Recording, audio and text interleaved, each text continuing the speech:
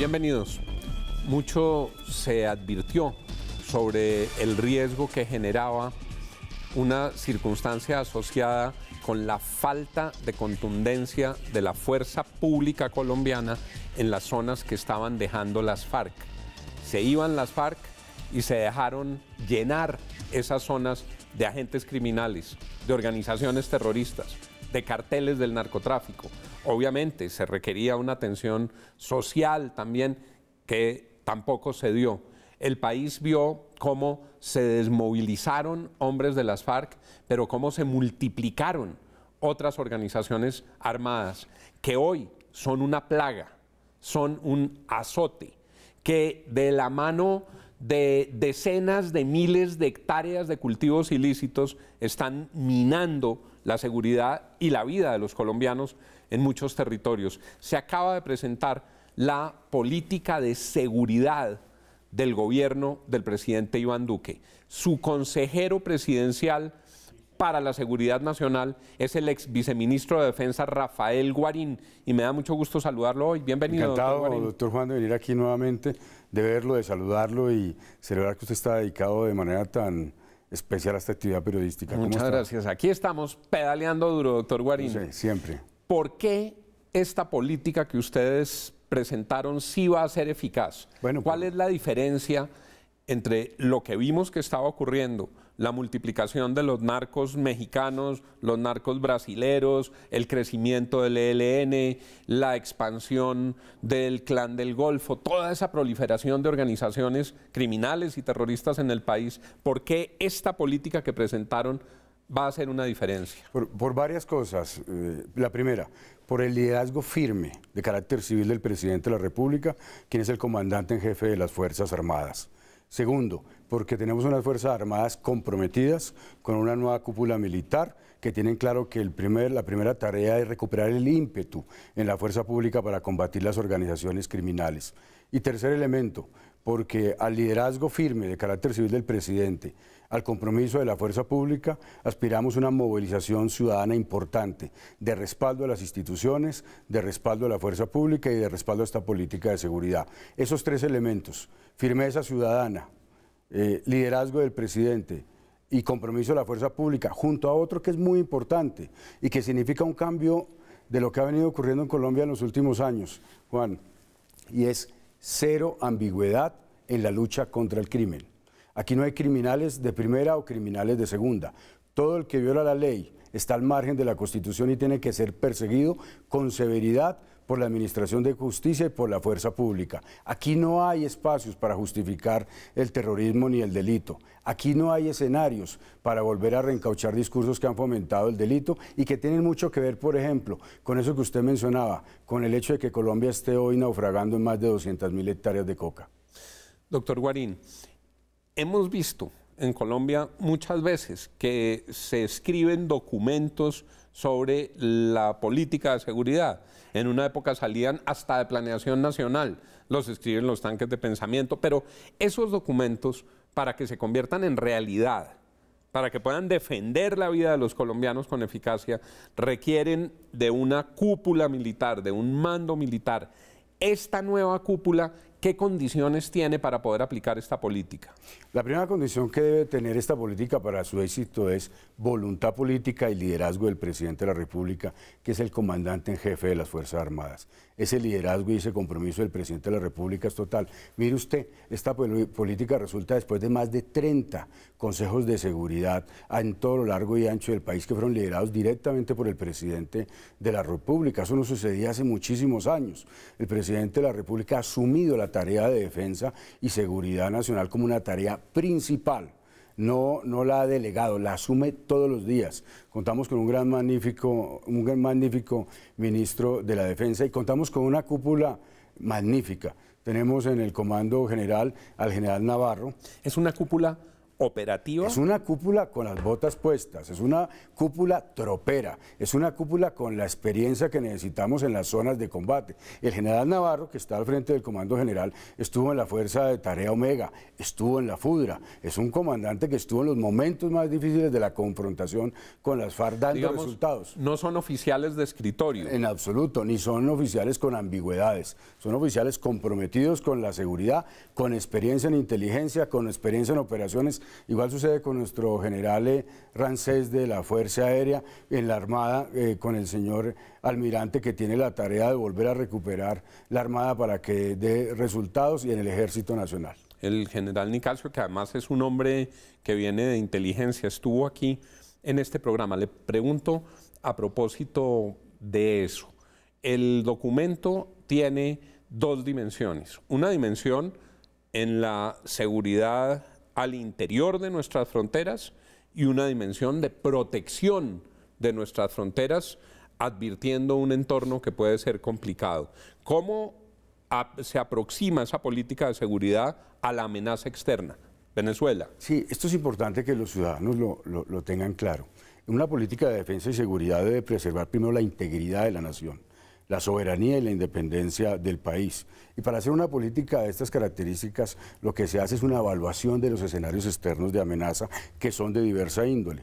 En esa evaluación, por ejemplo, nosotros llegamos a la conclusión, también revisando la situación interna, que la biodiversidad, el agua y el medio ambiente son recursos estratégicos de la nación, y por eso por primera vez se definen como el interés nacional principal y prevalente. Lo vi, es muy novedoso eso es esa muy aproximación, porque finalmente todos estos cultivos ilícitos, toda esa financiación ilegal y criminal de la guerra, lleva de la mano la destrucción de nuestros ecosistemas más valiosos. Total, total. Si usted va a Tumaco, voy a invitarlo a que nos acompañe. Usted estaba en Tumaco, ¿no? Estaba en Tumaco, llegando a Tumaco. Claro, me he quedado en Acarí, hemos recorrido el Bajo Cauca, hemos estado haciendo el trabajo de campo precisamente para contribuir al presidente y al señor ministro en la elaboración de esta política.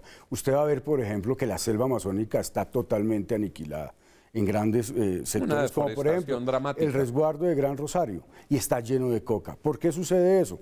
Porque usted no puede hacer aspersión, pero tampoco puede hacer en esos resguardos indígenas erradicación manual, doctor Juan, porque se necesita hacer consulta previa.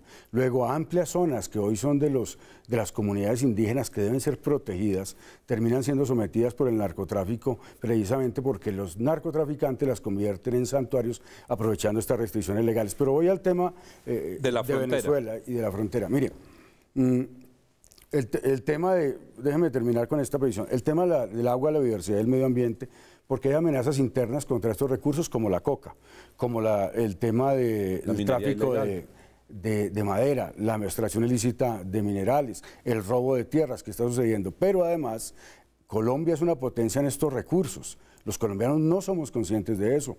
Colombia es una de las 3 potencias mundiales en biodiversidad y en agua. Y estos recursos hoy son recursos escasos a nivel global. Y para muchos analistas en seguridad y defensa pueden ser la razón de futuros conflictos internacionales, y países como Colombia pueden ser objeto de la ambición de otras potencias para su control. Entonces, por eso es un tema de defensa nacional. Tema de Venezuela.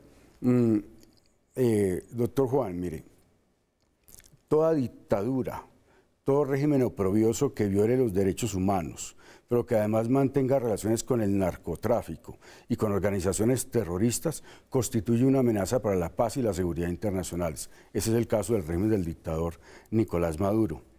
Frente a ese tipo de amenazas, como frente a cualquier otra que surgiera en los próximos años, la política del presidente Duque lo que plantea es una política de disuasión. Esto es llevar al eventual agresor a la conclusión que de ninguna manera le sería racional y provechoso atacar a Colombia, con 2 vías. La primera, una diplomacia para la defensa, que lo que busca es profundizar las alianzas con países que tenemos intereses comunes y compartimos valores como los de la democracia y los derechos humanos.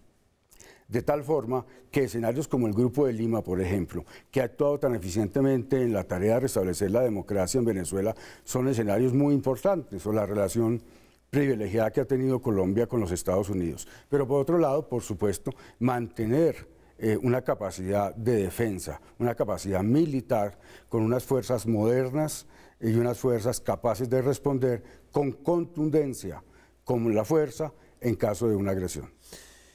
Esto tiene a su turno otra dimensión cuando hablamos de la seguridad interior. Los temas que son propios de las Fuerzas Armadas, el Ejército, la Armada, la Fuerza Aérea, pero hay otros que son la seguridad ciudadana, la seguridad de todos los colombianos en las calles de sus municipios y de sus ciudades, las tareas de la policía, el combate contra el secuestro, el hurto, la extorsión. ¿Qué contempla la política de seguridad en ese frente? La política focaliza los esfuerzos en los delitos de mayor impacto. El tema del homicidio es un delito sumamente grave en el país. El tema del hurto en todas sus modalidades. La extorsión, que a pesar que las estadísticas no lo muestran, es un problema muy grave, sobre todo en algunas regiones del país. Ahí están los lineamientos para la adopción por parte del Ministerio del Interior y de Defensa, con el Ministerio de Educación, con otra serie de entidades, de una nueva política en materia de seguridad y convivencia ciudadana. Sin embargo, esta política ya fija unos parámetros. Fortalecimiento, por ejemplo, de inteligencia para seguridad ciudadana. Usted sabe que Colombia ha sido un referente mundial en materia de capacidades de inteligencia y lo hemos demostrado con operaciones maravillosas contra las organizaciones criminales en las últimas décadas. Sin embargo, en materia de seguridad ciudadana, de la banda que se mete a los conjuntos residenciales, de la banda que está robando los vehículos en Medellín, en Cali, en Barranquilla o en Bucaramanga, de las estructuras o de las redes dedicadas al microtráfico, pues ahí tenemos que desarrollar unas capacidades de inteligencia diferentes para poder dar resultados y para prevenir.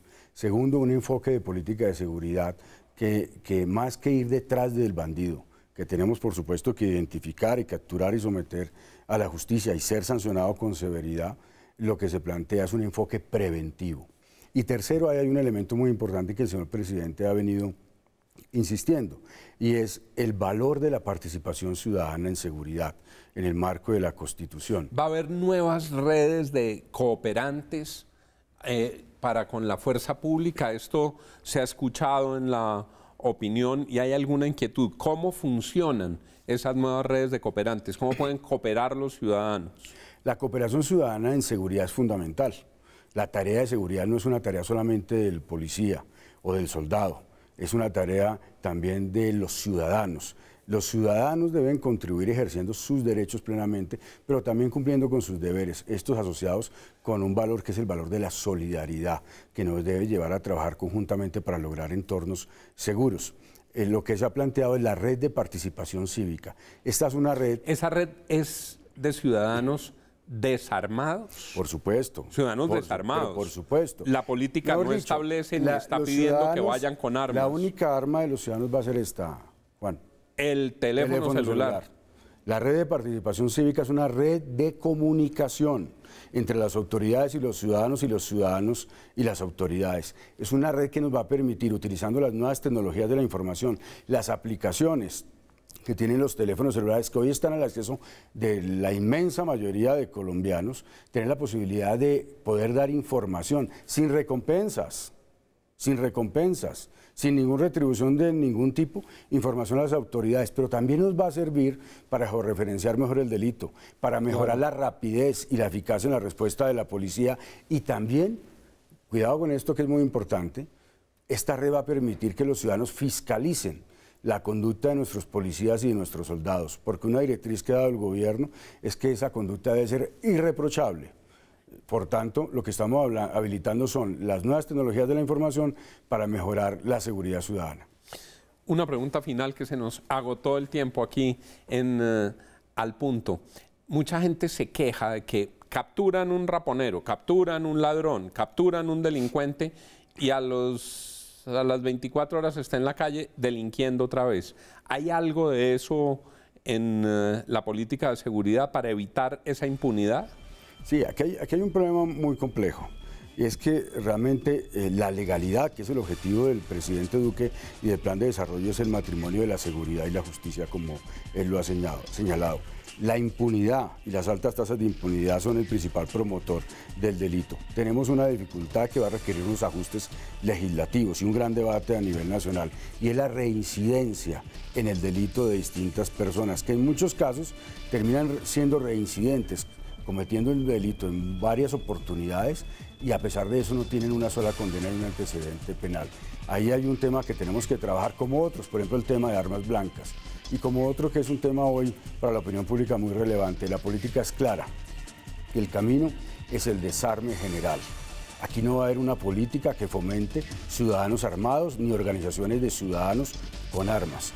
Lo que se va a hacer es restablecer el principio constitucional que señala que el monopolio de las armas está en cabeza del Estado, y solo en situaciones excepcionalísimas pueden tener acceso a ellas los particulares. Como por ejemplo las empresas de vigilancia debidamente autorizadas por la superintendencia. Le agradezco mucho, doctor Guarín. Bueno, muchas gracias por la invitación. Un gusto haberlo tenido aquí. Encantado.